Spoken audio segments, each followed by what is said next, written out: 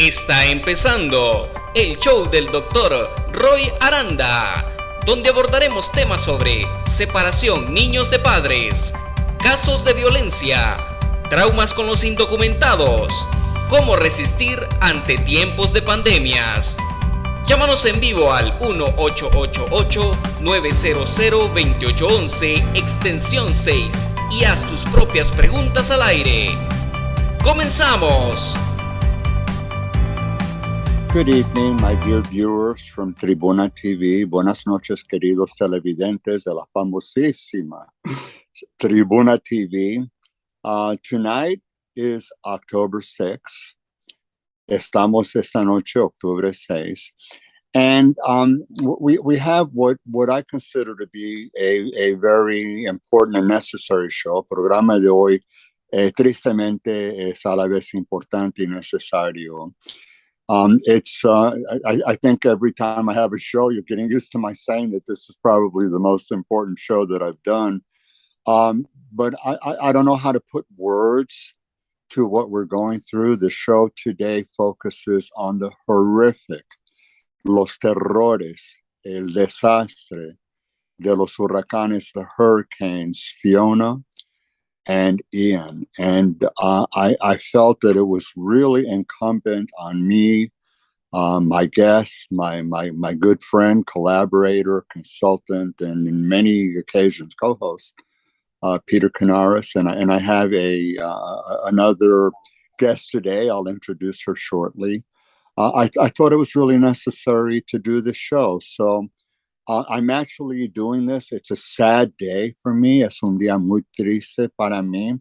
I follow the news and I find that we have well over 100 loss of lives in Florida, at least 25 loss of lives in Puerto Rico, and the number, sadly, tragically, will be rising with Ian as the rescue efforts are undertaken. So it's a sad day, a very sad day for us all.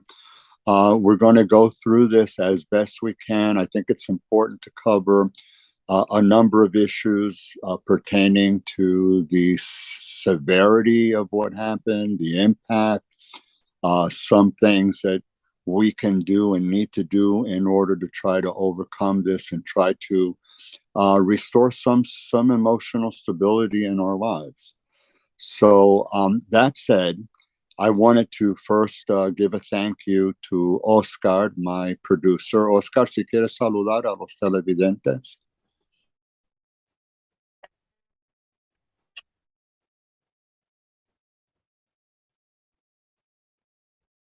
Yeah, Oscar is the magician behind the show. Without him, we would not have this show.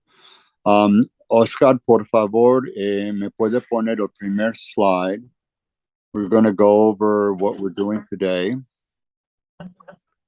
So today's show is, as you can see, in the line of killer hurricanes, Fiona and Ian.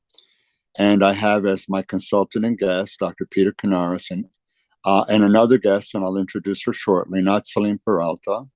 So given the devastation of Hurricanes Fiona and Ian, I thought it was imperative to do a TV show to reach out to viewers who have been affected and have suffered so much due to the devastation and destruction of these hurricanes. With my guest and consultant, Dr. Peter Canaris, and my teaching assistant at John Jay College of Criminal Justice, Natsaline Peralta, who in many ways is my right hand in my class, we will discuss the impact of these killer hurricanes, emotional disorders encountered after disasters, especially PTSD, prevalence, symptoms manifested by adults and children responding to disasters and tragedies, psychological interventions, something you've heard previously from both myself and Peter, post-traumatic growth and resilience, how we think about things, rational thinking, and what we can do to stay healthy. There are several slides that will depict the impact of these hurricanes and photos of helping hands, how people from all over, not just rescue workers, neighbors, people that just happen to be there, were putting aside anything to reach out to help others. The show is dedicated to all viewers who have been devastated by or otherwise affected by Hurricanes Fiona and Ian. Puedes sacar el slide. So I just wanted, Peter, if you have anything to say. I know that we've introduced you previously. If you just want to give a quick shout out to our viewers, I'm pretty sure they know who you are, but just a little hello and a little word about who you are. Well, once again, Roy, I'm so pleased to be able to join you on another really important show. I think, what we try to provide with this show is public education about a variety of topics that have to do with psychology. And, something you don't hear about a great deal in the news, or you hear about terrible things happening, but you don't necessarily appreciate the psychological impact that these events have, or somewhat useful ideas on how to be able to respond. And I think the show that you have provided for years now has taken a number of those types of topics and offered some really good information. And I'm just glad to participate with it. Well, thank you, Peter, and you've been a close and dear friend and consultant, and sort of like a peer mentor for a couple of decades. Goes back quite a while. Natsalin, I want to introduce you and just have you say a word or two. Or you can say more than a word or two. You can say like a paragraph or two. So, Natsalin, she is a rising star in the John Jay College of Criminal Justice community. I met her in the capacity of a student doing research. Her research paper was so good that she actually is receiving an award for it by the New York State Psychological Association this month at their convention. It's a social justice award that's given to students. So she did a well-deserved honor for her. It was a wonderful paper. And she is my teaching assistant this semester, and she is quite competent and has become in many ways my right hand with my class. So Natsalin, why don't you say hello to the students and a little bit about yourself? Hello, Dr. Aranda. Good evening, Dr. Canaris. Thank you so much. And good evening to the Tribuna TV viewers. It's a pleasure, honestly, to be here and be a guest and be a part of this conversation, which I find to be very, very important given the wake of the natural disasters that have ravaged our neighbors. And like Dr. Canaris pointed to, it's very important to acknowledge the psychological, emotional, as well as physical effects that these types of disasters have on our brothers and sisters. I'm grateful to be able to be here and just provide some advice, any aid, maybe even a comforting word in a sense to any viewers who may need a voice, may need to hear that despite these tragedies, there is a way to persist and to come through and persevere. You speak Spanish perfectly well. Why don't you give a shout out to the televidentes as well? Sí, yo sí, gracias. Quería darle un saludo y decir que estoy bien agradecida de ser una participante en esta conversación que yo encuentro que es bien importante en realidad en todo lo que está pasando con los huracanes y los desastres naturales que muchos de nuestros hermanos y hermanas están pasando por ahora. Es bien triste ver en realidad todo lo que está pasando en la Florida, en Puerto Rico, en Santo Domingo igual. Y estoy bien agradecida por poder hablar con ustedes, dejarles saber que a través de todo hay un futuro y se puede seguir adelante. Well, thank you. I guess you did not want to talk about John Jay too much or our class. Peter, you will recall that in our last show that we focused on so many disasters because we were being hit by heat waves, droughts, by by hurricanes, not hurricanes, tornadoes. I mean, all sorts of horrific natural disasters, fires, right? Yeah. And you'll recall that I mentioned that we had a light hurricane season, and I made a point of saying, sort of like, don't hold your breath yet. We're not over. And I cannot believe that it was a week after our show that we were hit with Fiona. It was almost like it's just around the corner, and then shortly after that, we were hit with Ian. Mhm. So, Oscar, por favor, me pone el slide número 2.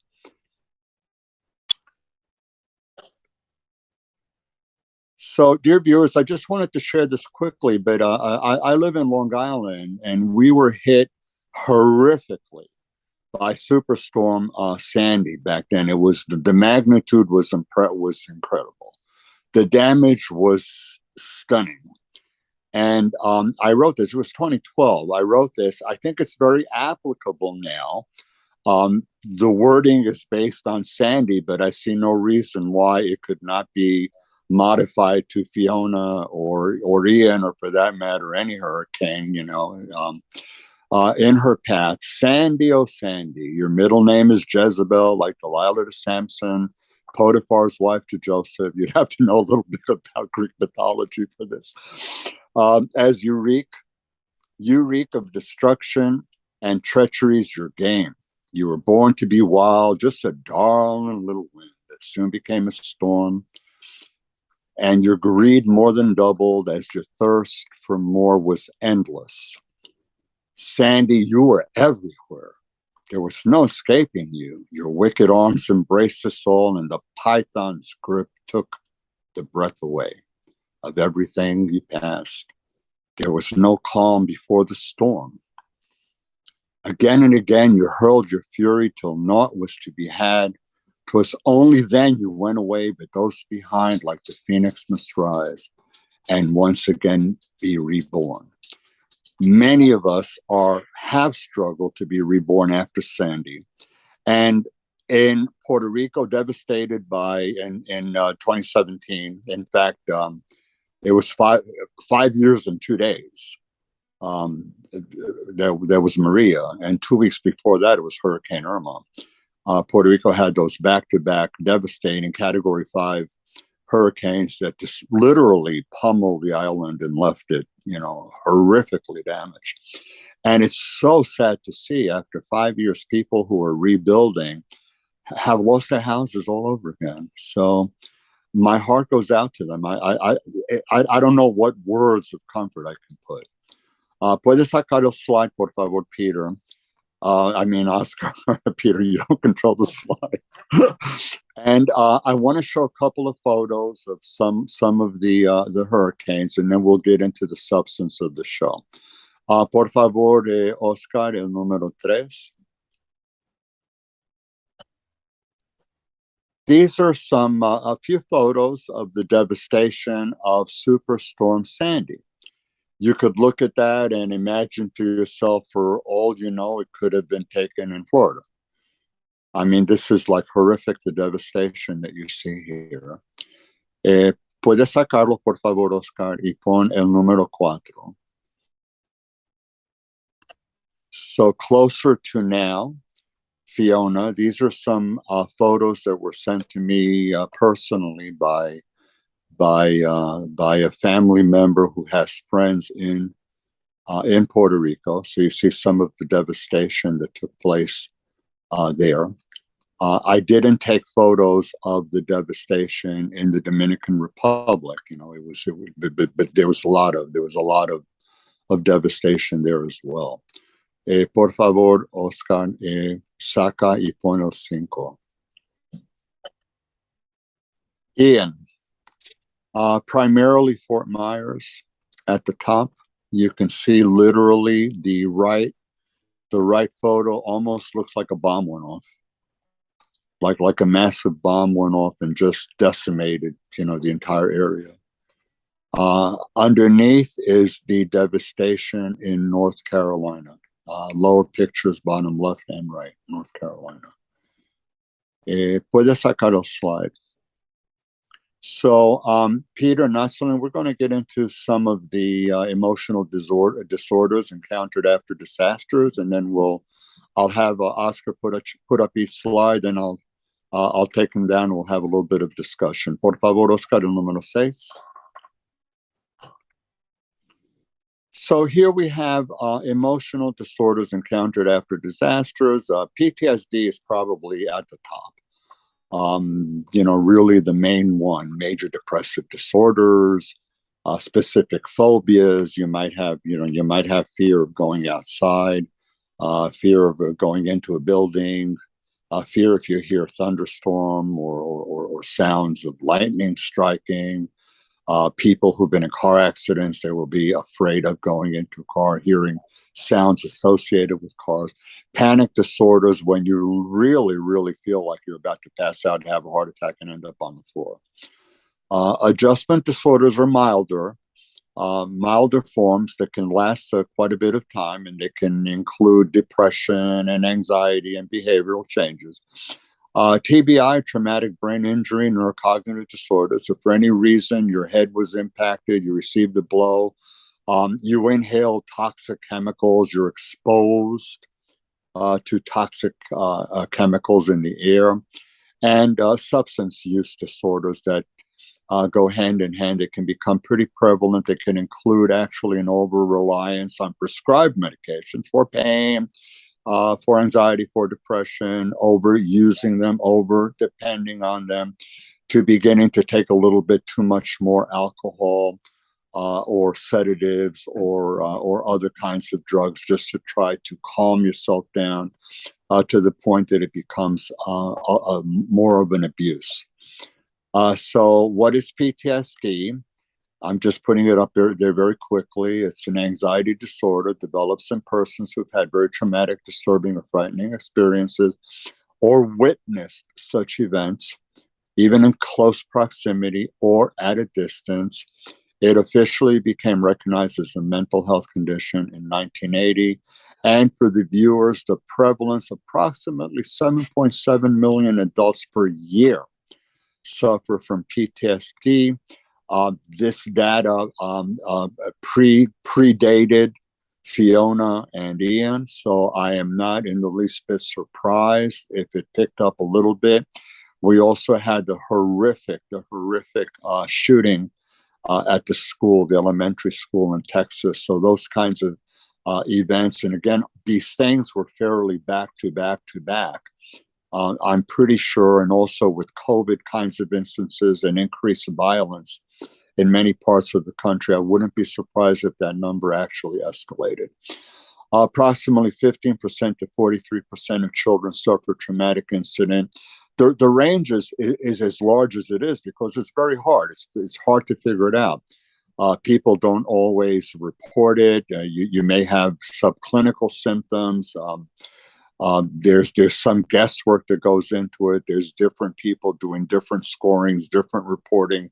So there's a big range. But at any rate, it's very prevalent. Puedes sacar el slide, Oscar, por favor. So, Natsalan, I just wanted to throw this at you to start with the PTSD, because I know that we've done a lot of discussion on PTSD at our class. And I know that, you certainly are aware of this in terms of the disasters and the hurricanes and all of that. More or less, what do you see as PTSD, and what are some of typical kinds of symptoms that people might be experiencing right now, post-Fiona, post-Ian? So just to add on, I agree with what you had mentioned. And basically, the PTSD manifests in multiple different ways, whether it be emotional, psychological, and even physical. And a lot of these experiences may not need to arise directly. It can be at a distance just by merely exposing yourself to videos and even images of these horrific destruction that has occurred. That's sort of like 9/11 and like Ukraine. Right. All the images from Ukraine. Exactly.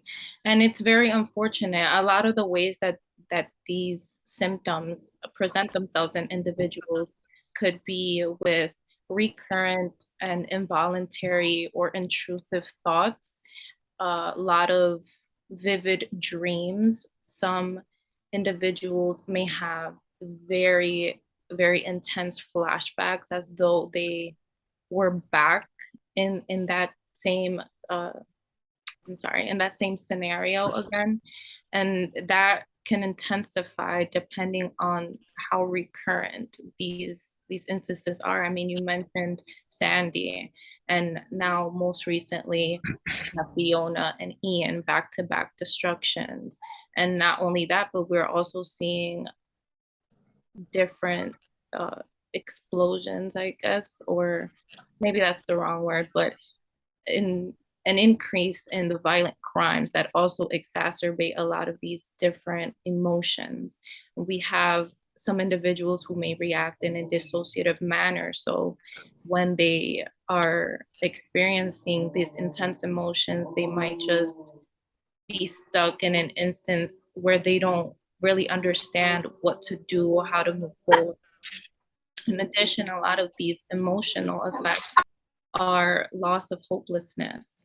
People may not understand exactly how to move forward from this destruction, and thus they feel as though they feel in a sunken place. And this can cause intense anxiety, intense depression, as well as the feeling of unknown, not knowing. That only adds to what they are already feeling. Thank you. Of course. Peter, anything to add to this before we go to the next slide? Yeah, Roy. What I might make mention of is the disruption that everything that is being described contributes to a disruption in role functioning. And what I mean by that, and it's sort of a fancy way of putting being able to go to work, all right, being able to have the motivation, being able to concentrate, where now it can cause a disruption on the job for a person or their ability to perform their work functions. Another functional effect has to do at home, where when you're going through all these kinds of experiences and symptoms, one other area that's affected is sexuality and the loss of sexual desire. And for men sometimes in terms of erectile dysfunction, not be able to function at all sexually. This then has implications for love relationships, marriages, etc.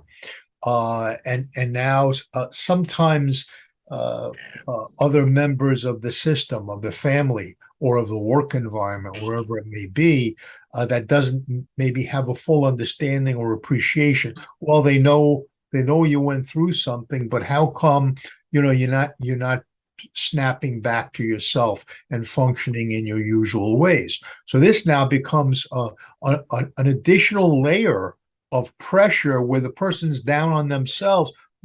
What's wrong with me that I can't be the husband or the wife or the parent that I had been? Why can't I do my job properly? And that feelings of failure start to come in. That becomes this compounded situation. So there are really different levels of complexity when a person goes through something like this.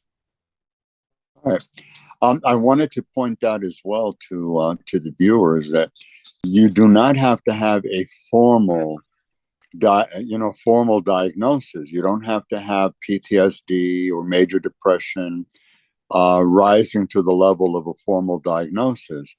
Probably most people will not have a formal diagnosis. It doesn't mean they're not suffering. You're still going to have PTSD-like symptoms. There's going to be depressive symptoms, anxiety symptoms, even if it doesn't reach or somebody doesn't go seek professional help, so they don't have a diagnosis. So I just wanted to point that out. We're talking about this as if there is a diagnosis, and PTSD is a diagnosis. But there are subthreshold forms of PTSD, subclinical PTSD symptoms, and I wanted to point that out. Also, I wanted to point out my perception, my senses, that depending on to the extent that you're actually in the zone of danger, the likelihood of having a formal, diagnosable disorder increases dramatically. People who are actually hearing the wind for 24 hours or longer, the blowing wind, they were describing it as sounding, I think, like a train going by. It was a horrific, the pounding of the water, the sounds, the breakage of houses and bridges collapsing, the noise was horrific. And this is what people are remembering: the images, seeing the floodwater, seeing the rain, seeing the breakage. These are the images that are there, and I'm pretty sure that the likelihood of PTSD concomitant with other comorbid disorders. You know, it's not uncommon that you're going to have major depression plus PTSD, phobic reactions as well. It could really be a compendium of symptoms. We're going to look at some of these symptoms in the next slide. Por favor, Oscar, el número 7. Let me just mention to the viewers, by the way, I encourage you to take photographs of all of these slides that may interest you. Alternatively, the show is being recorded live on YouTube. Will be available on YouTube, Tribuna TV, on Facebook and other forms of electronic media, probably by tomorrow, so that you're welcome to take screenshots as well. Some of this, there's a lot of material to assimilate here. I just wanted to go through it somewhat quickly here. This is what Nasalin mentioned: the intrusive thoughts. Flashbacks is like when you almost feel like you're reliving it.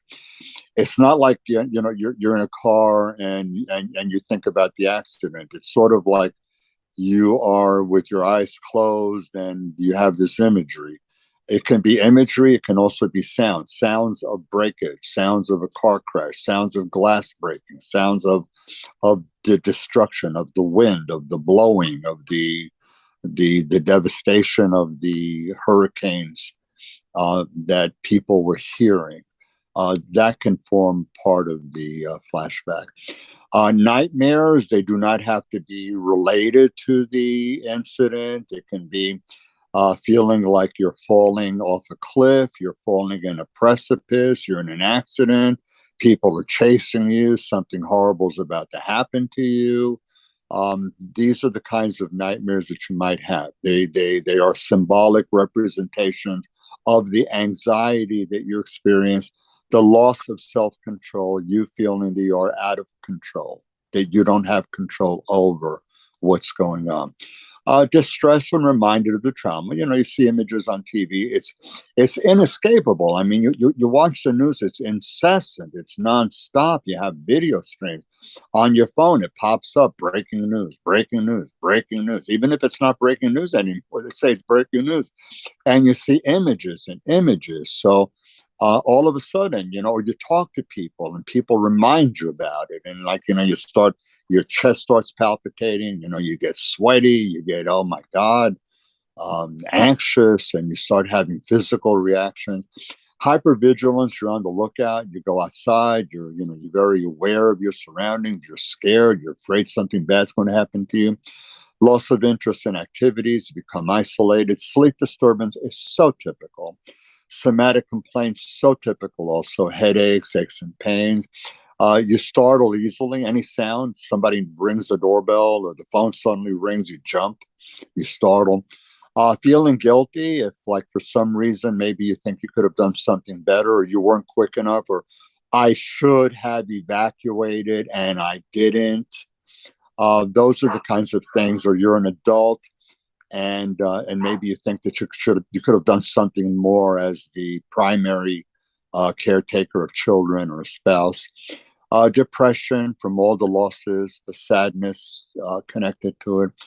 Substances, I mentioned. It's not just alcohol, drugs, and prescribed medications, but tobacco and illicit drugs too. pervasive feelings of hopelessness and helplessness in children. They're afraid to separate from parents. They regress. You see children all of a sudden, they want to have the light on at night. They need somebody to accompany them to the bathroom. They're afraid of being in the dark. They don't want to sleep alone. All of a sudden, mom or daddy have to be with them. Symbolic play. Their play activities in many ways will reflect their anxiety stemming from the incident. When I was a child, I witnessed a horrific train. I didn't see it. I saw the aftermath of a train accident on my birthday. I was 13. That somebody was crossing the railroad and was killed by the train. I didn't see that. But I went there to visit my aunt in Valencia, Spain at the time, and I saw a brown box where they put the remains, and I saw people putting dirt over the blood, and I went home. I wanted a train set so badly.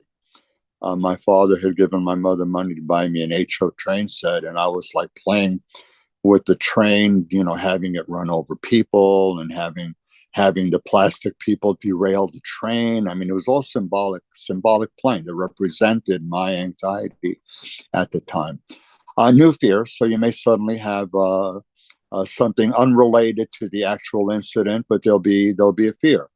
Person who's in a car accident may be now afraid to take an elevator, ride on an escalator. There may be other kinds of derivative fears that are consequential to the original incident. Behavioral changes can range from being more isolated, more passive, avoiding, staying in, not wanting to do anything, to becoming more irritable, more aggressive, more acting out, some more behaviorally disruptive kinds of behaviors. Enuresis, bedwetting, and somebody or a child who already was not wetting the bed. Physical complaints as with adults, very prevalent. Changes in school performance is a major thing to be on the lookout. Puedes sacar a slide. Peter, I leave it to you, Natsalin. Any comments on it? I said more than a mouthful, so I'm going to take a quick break now. Well, one other thing that I would point out with this is that sometimes you have the compounded situation where an individual has already previously been dealing with an anxiety problem, with extraordinary stress of one kind or another, financial or otherwise, health issues, or depression, previous to the catastrophic event occurring. So it becomes then like a compounding where the already existent symptoms that the person has been struggling with now are exacerbated by the catastrophic event. So it's like this compound fracture, I call it, at times. And it's very important to be aware that can happen to you, and to make sure that you immediately look for help as soon as possible. Okay. Natsalin, anything to add before we go to the next slide that will involve responding to disasters and tragedies? Yeah, I just wanted to add that it's important to know and be aware if you are experiencing any of these symptoms, if they are manifesting in any type of way, regardless of how minuscule you may attribute it. It's important to seek help and to speak to someone. Just talking about your experiences with whoever can help alleviate some of this extra stress that may be building on top of all else that we are witnessing. I mean, we're constantly being bombarded by the media with a lot of the catastrophic things that are going on around us. And it's important to realize that we're not alone. A lot of people are experiencing similar, and having someone else to speak to and kind of bounce off of these feelings it's helpful at the end of the day to merely express what you are experiencing. That's what I call excessive media toxic exposure. Yeah. Oscar, por favor, el número 8. We're going to look at responding to disasters and tragedies. So starting at the top, it's important to know. Ya pusiste el slide? Who's your population? Who is affected? So you need to know what your parameters are. Obviously, with Fiona, we're focusing on the victims more so in Puerto Rico and in the Dominican Republic, and those that were more in the direct zone of danger. Ian, well, Florida, needless to say, and then it moved up to South Carolina, and it's we're having some pretty nasty weather here in Long Island. So I'm anticipating that we're going to get some surges of water and beach erosion, and we're still in for some inclement weather. So who is affected? Part of needs assessment. How are the people you are working with affected? What's the extent? What was the impact on their families? How is schooling affected for children? How are they affected financially? For adults, obviously, how are they affected with their work environment? And relocations, health factors, and emotional factors that we've spent a bit of time talking about right now. I wanted to share with you as well some safety tips. This is hardly a total and complete list. I'm giving you really a number that I think are key. There's many more things. Many of the kinds of safety tips the viewers need to consider depend on their own particular needs, locations, situations, where they live, families, children, whether or not there's illnesses, use of wheelchairs, canes, medications, oxygen tanks. There's quite a number of factors that go into place. Ability to travel, access to a car, whether or not you have to go over a bridge to go from some place to another place. So much of this will be situation and context specific and specific to the individual. But I think this gives a pretty good overview. You need to have a supply of flashlights, batteries, have an evacuation plan. Especially if you're in areas of where tornadoes hit and hurricanes and other inclement forms of weather.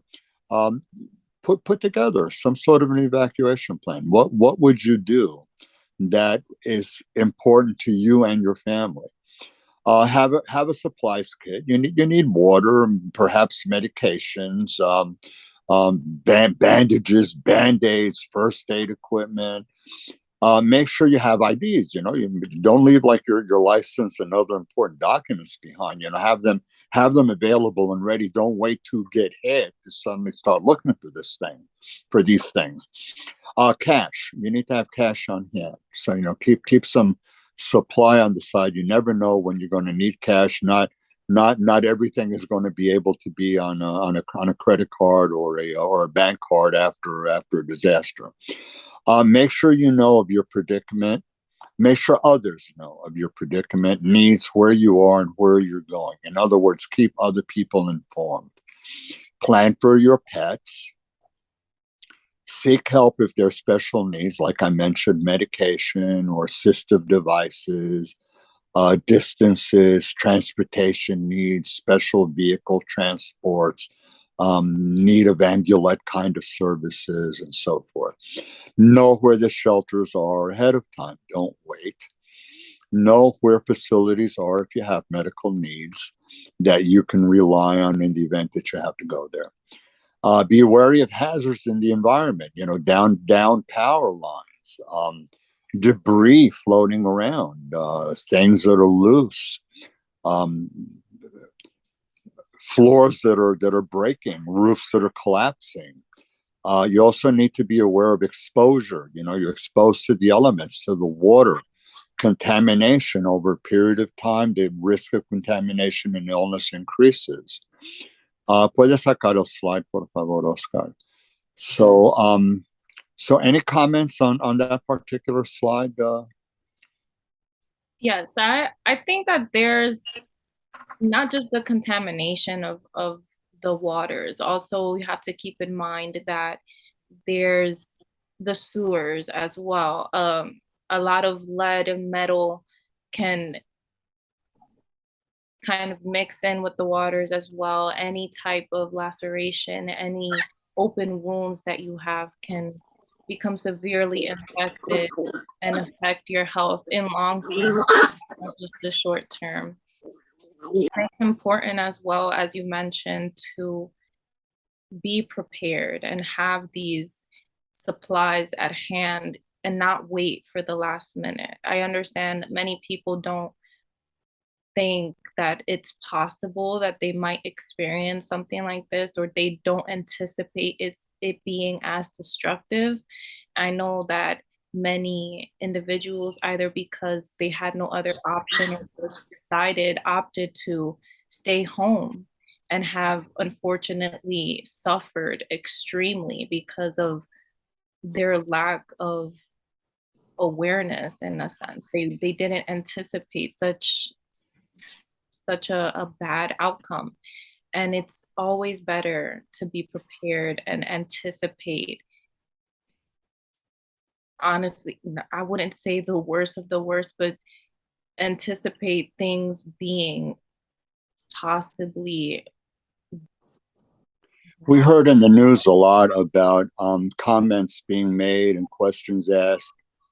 People were told you can evacuate if you want to, as opposed to it's a mandatory evacuation. I don't really want to be a person to point fingers in any way, because I think a reality check is that for many people, even a mandatory evacuation, if they're wheelchair bound, or they have special needs, or they're diabetics, or they're insulin dependent, or they're on oxygen, or they're bedridden. It's not like they're happily going to go running into the street to evacuate. So I think part of the reality for the viewers, and I mentioned this also in the slide, you need to be aware of what your needs are. Obviously, if the area you live in is indicating we have a mandatory evacuation, that's obviously in their eyes more serious than you can evacuate if you want to. So take the mandatory evacuation as a higher precaution, a higher need, but don't wait for the mandatory precaution if you have special needs. If you know that you're in a zone that really historically has been very flooded, or has been a lot of problems, and you're thinking, I'm going to, wait it out and stuff like that. It's fine. Again, I'm not going to lecture people in terms of what to do, but have a plan B. Try to think, if not, what would I do? If I decide to leave, how would I go about doing it? Keep a plan B. I don't think that that's a bad thought. Peter? Yeah, to the point you made earlier, Roy, most of the people that were fatalities in Florida were older people, people that required assistance, people with disabilities and the like. If you're in that kind of a category, then having that advanced planning, or having the plan set with your caregivers, or the people that are assisting you, becomes essential, and quite literally can be a life and death kind of decision. I think these kinds of things, when we're talking about planning and being prepared, having a sense of foreseeing what might happen or what could occur. I think defensively, we're all prone to want to have denial about these things because they're so awful. It's like, and there's a combination of their awfulness, and that even though they seem like they're occurring all the time in any given area, it still is a low probability event. So I think that feeds into our denial that, it's not going to happen here, or it won't occur. And that could contribute to, letting down our preparation. So we need to prepare without becoming obsessively worried or fearful, but just to sort of do that preparation and put it aside, and maybe rehearse it once or twice, and leave it alone. Okay, the next slide, we're going to deal with what I put together for the viewers. I think a good outline for how to cope with the impact of a disaster along different stages. So, Oscar, por favor, el número 9. I'm going to try to go through this somewhat quickly. Anticipatory, the beginning, exposure to the buildup. You watch it in the news. News is saying that they're watching something developing, in the Atlantic. They're keeping an eye on it. They give you different tracking models, European, American, and they're keeping an eye on it. So, it's good to check that out, especially if you're in an area prevalent or known for being hit by hurricanes. Tornadoes is different because the exposure to the buildup for a tornado, you're going to get a tornado warning maybe with like 2 minutes. Not quite the same. So the media exposure, visual displays, evacuations that I mentioned during the event itself. Being in the path of harm or destruction, the sounds that I've talked about, the visual impact, breakage, loss of power, injury, loss of life, other losses. In the aftermath, loss of amenities, loss of the home, displacement, having to go to shelters, relocation. Let me just mention that I had one of my patients told me that she has a cousin in Florida who lost everything, Fort Myers, and had to leave and come to stay with her parents in Long Island, and she left completely empty-handed. She has absolutely nothing left, no home, nothing, no property, nothing. Everything was destroyed. Again, this goes to making sure that you have an evacuation plan, as well as that you make sure that you have a supplies kit. You shouldn't be leaving empty-handed without some of your necessary documents.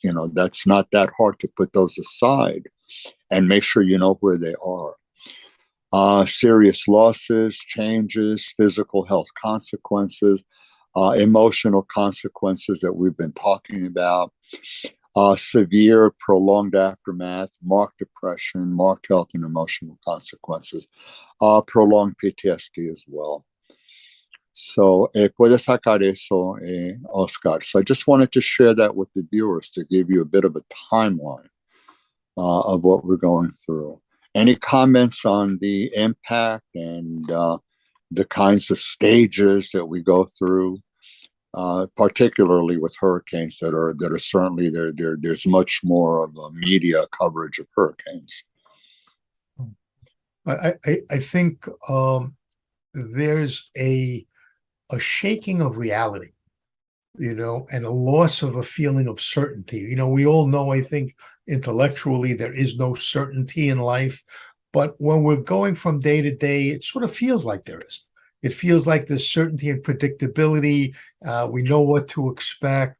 When this kind of event suddenly occurs, we're not on, sometimes figuratively and sometimes literally, not on solid ground anymore. And it is so unsettling at such a basic level that it really shakes us and takes a lot to be able to rebound from. And I think to realize that and to know that, there's not something wrong with you, that you have a tough time with this. This is terribly unsettling, terrible shock to the system. And it takes a lot of doing to get beyond and to recover from. Peter, is it fair to say that prevention and ahead of time, people who sort of prepare some sort of an evacuation plan or put supplies aside and consider their needs, keep other people informed, that is more of a prevention aspect, that those people would fare better emotionally even after a horrific, being in the zone, than people that just didn't pay attention to it.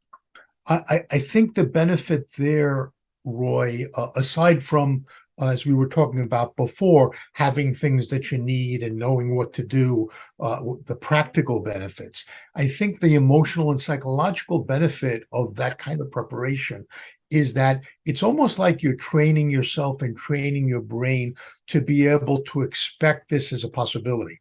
It'll still shock you when it occurs, but you're now treating it as within the realm of possibility rather than this sense of, well, this can't happen here. And I think emotionally that does provide some degree of inoculation and preparation if the event actually occurs. That's called stress inoculation, by the Yes. way, from my Yes. former mentor, Mike Bell. So Yes. that's where it's at. Let's look at some typical psychological interventions. We focused on this before, so I'll try to go over it somewhat briefly, but I did want to bring it to the attention of the viewers. Oscar, por favor, el número 10. Natsalin, did you have anything to add about the previous slide on the impact of the disaster? No, it's okay. All right, so here interventions, crisis intervention, this is immediate. You want to save lives. People need to be breathing and not bleeding, Life comes first. So that's, you let the rescue workers and the paramedics and, people that really can save a life, that's first. You're not going to have a psychologist there. Emotional first aid, you will have people specializing in mental health. This is where you're dealing with people in the immediate aftermath, the shock, the anxiety, the fear, the phobic responses, the PTSD symptoms. This is where you have to do something immediately to try to help them from floundering and help them from really going into a deep, dark state. Psychological techniques, we focus on this many times: relaxation therapy, biofeedback, meditation, there's hypnosis, there's many other things. Self-improvement courses, you can get these very easily off of the internet. You can get apps, you can register for some are free, others are not. You can attend self-improvement courses as well. Stress management apps, again, these are available on the internet. Children, you need to keep their age-specific needs in mind. We focused on this. The needs of a 5-year-old are different than the needs of a 15-year-old. And what Natsalin had said earlier, seek professional care if needed. You don't always need to do this. You have family, you have loved ones, friends, neighbors, others that you can rely on. If you're religious, there may be people within your religious community that you can rely on. But if need be, or even nurses, doctors, your medical people, but know when you have to go and seek professional care. You yourself are feeling totally overwhelmed, guilty. You can't shake the depression. You can't shake the negative thoughts, the memories, the images, the flashback. Or you're worried about your children, about loved ones, and you don't know what to do, or there's increased prevalence of use of substances, especially critical. Any kinds of thoughts of this life is not worth living, the so-called suicidal ideation. You cannot think, gee, this will blow over, or ignore it. These things need to be looked at and taken care of, and is very, very important. The prevalence of suicides has been on the rise, and that's going to be the subject of another TV show that I'm going to do in the very near future. It's been on the rise for many reasons. These disasters, the violence in the country, the socio-political environment, everything that people are seeing in the Ukraine and the world, COVID, we're really becoming very, very overwhelmed. So I think it's something to keep in mind. ¿Puedes sacar el slide, por favor? Peter, you and I have gone over these kinds of treatments pretty often. Anything you want to add to that? No, only what I would encourage people to think about is just as that planning we were talking about with the practical considerations and practical things to do. Think of it as a psychological coping toolkit. What would you put in it? Would you put music in it? Would you put relaxation, meditation? Would there be reading? What do you normally do that helps you to calm yourself? And it varies with each individual, but it's worth thinking about, I think, in general, and particularly in the aftermath of upsetting things, it's particularly useful. Okay. Let's look at the next slide. We're going to focus on post-traumatic growth and resilience. These are topics that Peter and I have talked about before. So, por favor, Oscar, el número 11. So in the long run, we're looking for post-traumatic growth and resilience. Post-traumatic growth experiences in the aftermath of traumatic events and adversity, growth that can follow these difficult experiences, a positive mentorship, focus more on the future, not driven by the past. This goes a little bit to what I was saying about stress inoculation, being prepared ahead of time. Those kinds of individuals, in my experience, tend to focus more on let's go forward. Let's not get stuck with, I should have done this. Oh my God. Oh, how horrible it is. Well, it is what it is. Let's go forward. Move towards the future. Don't be stuck in the past. Resilience, the ability to withstand hardship, the ability to bounce back. Puede sacar el slide. Por favor. Peter, any comments on that? And Natsalun, any comments on that? I think we've covered that a little bit in the class as well. Yeah. PTG, post-traumatic growth and resilience. By the way, post-traumatic growth, many people who've experienced these hurricanes, they've already developed post-traumatic growth.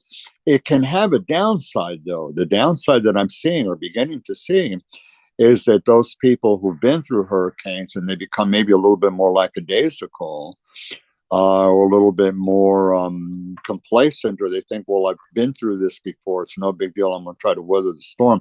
I think that that's not a particularly good cognitive state of frame of thinking. I agree.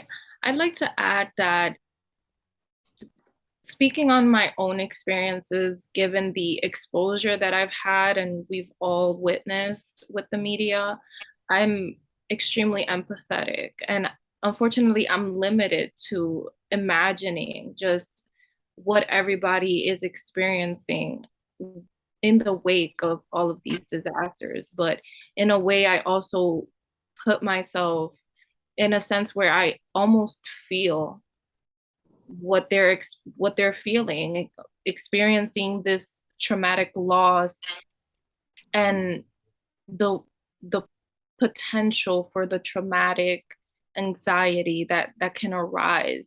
I understand deeply. I understand how saddening and extremely it's extremely terrible, everything that's occurring. And as we talk about it now, I can only picture everything that's been put out there and the type of process that it's ongoing now and trying to help a lot of these individuals move forward.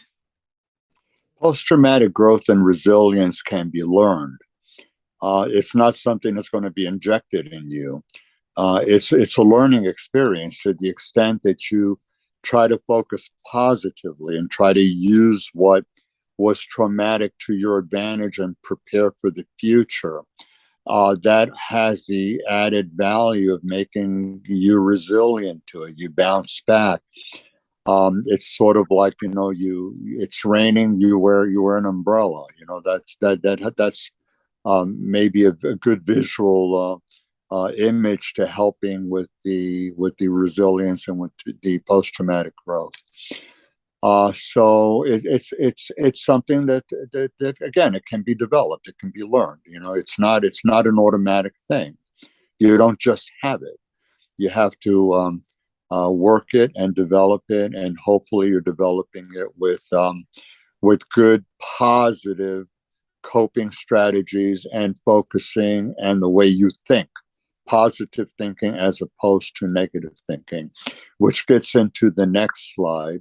Número 12, por favor, Oscar. Staying healthy. Here we go. Rational thinking. You want to engage in thinking, then problem solving that is effective. That helps you go forward. That is constructive. You want to avoid aspects of thinking that are negative, that somehow cast you in a light of giving up or hopelessness or helplessness. You don't want to focus on the negatives. You want to deal with not only the positives, but think about them rationally. You had no control over the hurricane. That's not within your ability to control. You have the ability to control if it's raining, you take an umbrella. You have the ability to control, to some extent, the safety of your car. Keep it up to date. Make sure you have oil changes. Make sure that it's inspected. Make sure that it's in safe, good operating condition. You cannot control everything on the road. That's not within your ability to control. But to the extent that you engage in positive, rational thinking, I was in an accident. I couldn't control it. I was stopped and rear-ended. It was completely out of my control. That's not an irrational thought. Calming the mind. There are many things that we can do to do that. Caring for our bodies, nutrition, exercise, physical exercise, medications, whatever that you need to do, proper sleep, religious, spiritual, gratitude and giving. Be grateful for what you have or for people who came to assist you, and be willing to pay forward, give to others. Activities to pursue, old and new. This goes to what Peter was talking about before. What kinds of activities do you enjoy? So, puedes sacar los slides. So, I tried to abbreviate this rather quickly because we've gone over it before. So, Peter, anything to add to that? Well, Roy, only going back to the thought process, realizing that when you go through something so large and so upsetting and so horrific as a hurricane or even other natural disasters, it's understandably so emotional. All right. The thing is that those strong emotions can influence the way we think and the decisions that we make, and can contribute, frankly, to irrational thinking at those times. And you want to keep an eye out for certain tendencies to think in an all or none way, or because there is no certainty, I can't predict anything. Well, I could still think about probabilities that can help me to feel more secure and have some reasonable degree of predictive ability about what comes up. I want to be careful not to overgeneralize. This is bad, everything's going to be bad. I want to be able to remember the good, remember what can be good again. To be able to think almost as a scientist with evidence, rather than just to have the emotion color my beliefs and my conclusions, not to jump to conclusions and purely to further catastrophize or awfulize what is happening. And beyond that, I think I want to be able to allow myself to again start to calm down, so that as my emotions calm down, my thinking can be much clearer, and I can kind of get back to a more rational way of thinking. And I might need to talk with other people. I might need before what you were describing was great empathy. And one of the things that we're seeing is how many pictures we saw with the hurricanes of people helping others, being helped themselves. That empathetic desire to help each other, I think it becomes a way back. a way of being able to feel that, you know what, I'm not alone in this. I'm not helpless. There is help. I can help and I can be helped.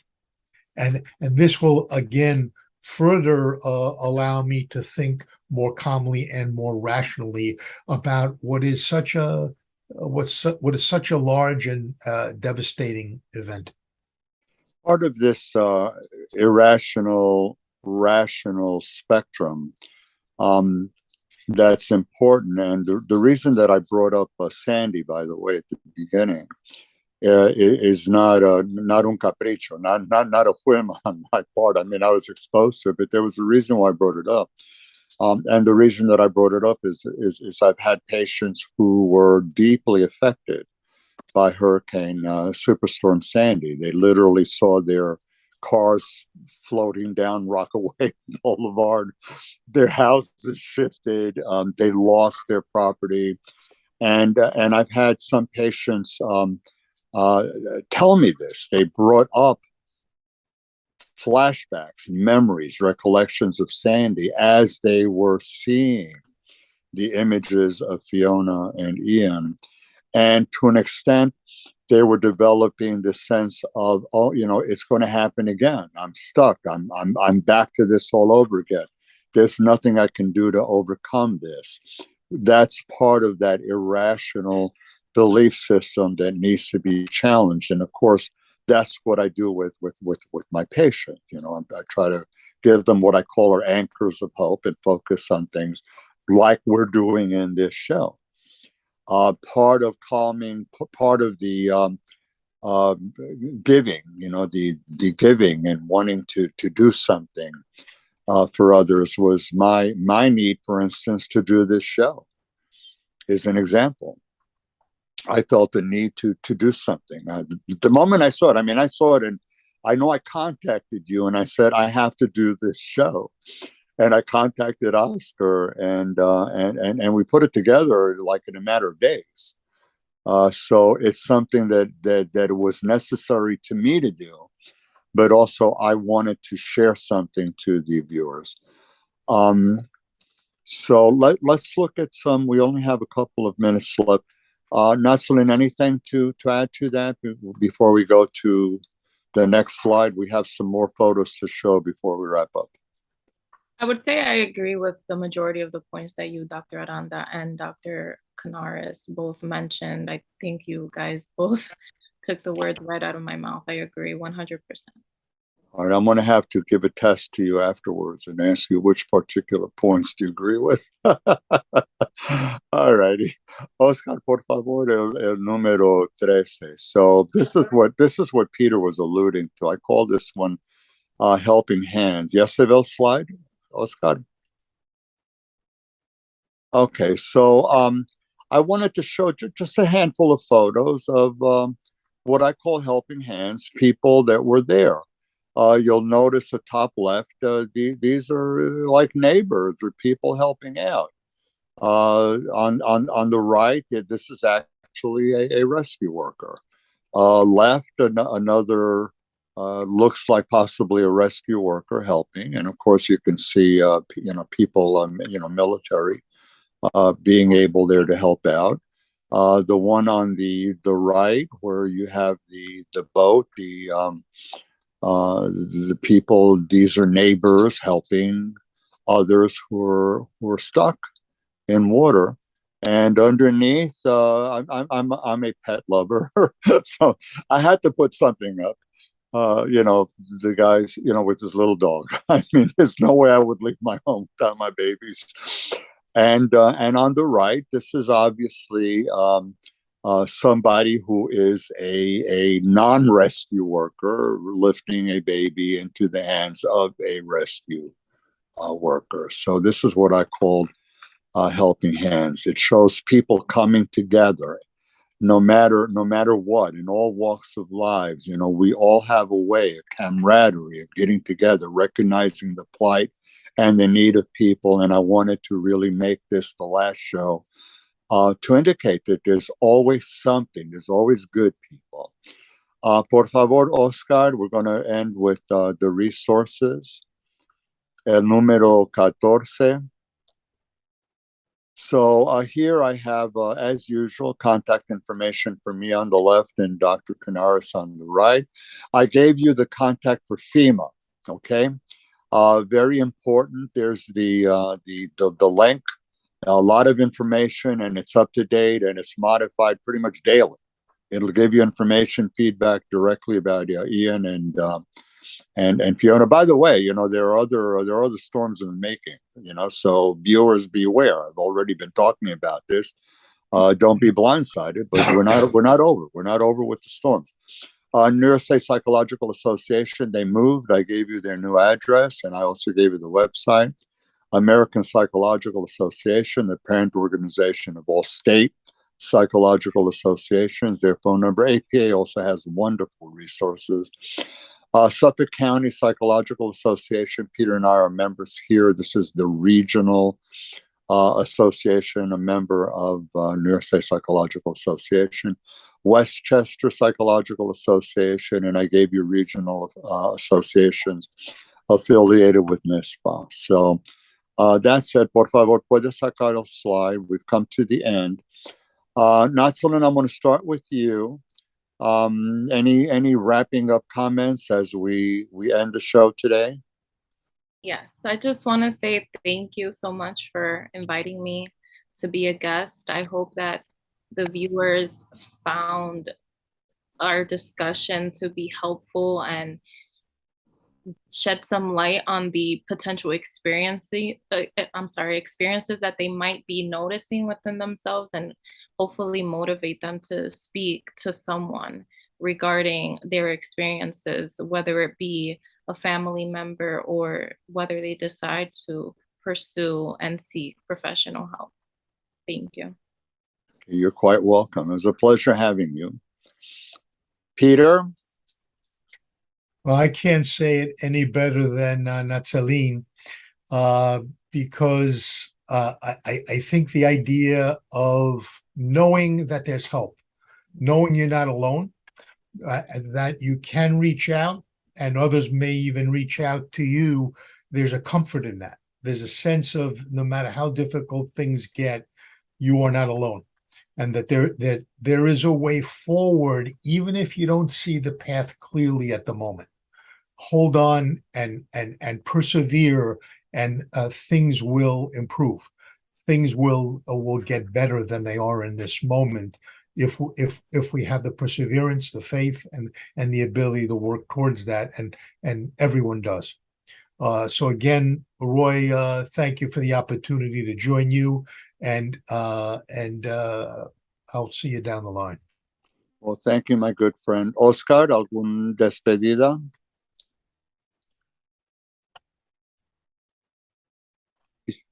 Be very, very, very careful. I want to sort of echo that. I also want to let the viewers know that, in a show that's only a little bit over an hour, it's an impossibility to cover everything. We tried very hard to give you a reasonable overview of the kinds of symptoms that people have, what's involved in a disaster, the aftermath, coping, psychological interventions, tools, when and how to seek for help, strategies, and so forth. I think we gave you a fair amount of information that wasn't that much, so that you can assimilate it. I encourage viewers to look at the recording when it's available tomorrow. It'll be on YouTube, on Facebook, on Tribuna TV, and other forms of other electronic platforms. It was my pleasure doing this. As sad as I am to have to do this, I did feel the need to do it. My heart goes out to all people who suffered from these hurricanes, and I really hope for a speedy recovery. So that said, be aware of your environment, be aware of your neighbors, help when you're able to, and be prepared to ask for help when you need to.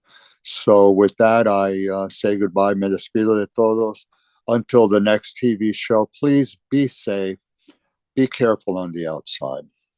Buenas noches a todos. Good night, everybody. Thank you.